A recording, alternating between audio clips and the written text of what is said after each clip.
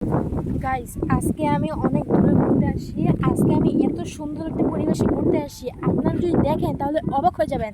আর আমি যখন আসতেছিলাম তখন অনেক রোদ ছিল, ভাবছি আজকে পরিবেশটা এরকম গরম থাকবে, বেশি ঘুরতে পারবো না, মজা করতে পারবো না, আপনাদের সাথে ভিডিও করতে পারবো না, আপনাদের মাঝে এই ভিডিওগুলো আমি শেয়ার করতে পারবো না, কারণ গরম হলে আমি এই দিক সেদিক তাকাইতে পারবো না, আপনাদেরকে এত সুন্দর পরিবেশগুলো দেখাইতে পারবো না।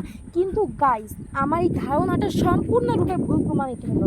যখন আমি এখানে আসলাম তখন হালকা মেঘ ধরল, তারপর আমি এমনি ঘুরতে শুরু করলাম। কিছুক্ষণ পর রোদ উঠলো, আমি আছি হ্যাঁ রোদ থাকবে, মেঘ আসবে, রোদ যাবে, এরকমই। পরে কিছুক্ষণের মধ্যে এই যে দেখেন আকাশে কত মেঘ আছে, কত মেঘ উঠছে, ওই যে ওইদিকে দেখেন আকাশটা পুরাই মেঘে ভর্তি হয়ে গেছে। এই দেখেন গাইস কত বাতাস হচ্ছে, আমার চুলগুলো একবার দেখেন কত উঠতেছে।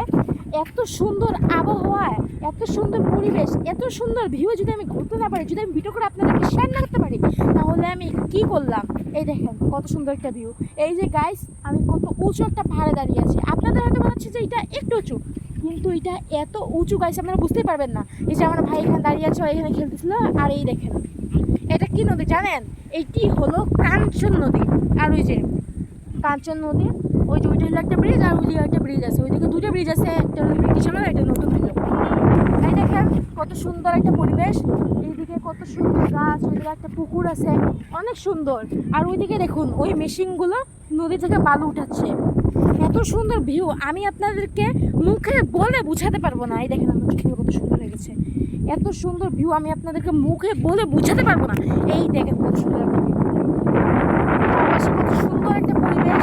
এরকম পরিবেশে ঘুরতে মজা লাগে, যদি এখন বৃষ্টি আসে গাছ উফ জমে যাবে। এখন যদি একটা বৃষ্টি আসে একটু খালি ভিজাই দিয়ে যাবে, এরকম না। বৃষ্টি আসলো ভিজে গেলাম, তারপর এই বৃষ্টিতে ভিজে ভিজে আমি বাসায় যাব, বাসায় গেলে আম্মুর কাছে বোকা খাবো না, তাই বৃষ্টি দরকার নেই। তাই এরকম একটা সুন্দর পরিবেশে যদি আমি ভিডিও করি, এত সুন্দর লাগে গাইজ। এই দেখেন এখানে এই যে কয়েকদিন ধরে রাত্রেবেলা বৃষ্টি হচ্ছে, দিনের বেলা বৃষ্টি হচ্ছে না বোঝা যাচ্ছে না, দিনের বেলা অনেক রোদ, কিন্তু রাত্রেবেলা দিনাজপুর অনেক বৃষ্টি হচ্ছে, ওই কারণে এটি দেখেন এখানে এরকমই নিচে মাটি ছিল, কিন্তু ওই জায়গা ওই পানিতে ভরে গেছে।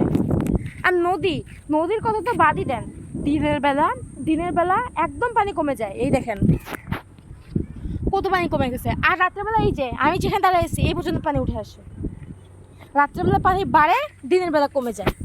আর এই দেখেন আকাশটা, এই যে এদিক দিয়ে নীল আর ওই দিক দিয়ে সাদা, এত সুন্দর পরিবেশ গাইছে আমি আপনাদেরকে বলে বুঝাতে পারবো না। এই দেখেন আমি ওইখানে দাঁড়িয়েছি, এই যে দেখেন কত সুন্দর একটা সোজা রাস্তা, এদিক দিয়ে গেলে সামনে একটা ব্রিজ, সামনে অনেকগুলো মেশিন, বড় বড় মেশিন। তো প্রিয় দর্শক, আজ এ পর্যন্তই। সবাই ভালো থাকবেন, সুস্থ থাকবেন, আমার জন্য দোয়া করবেন। আসসালামু আলাইকুম রহমতুল্লাহি ওয়া বারাকাতুহু।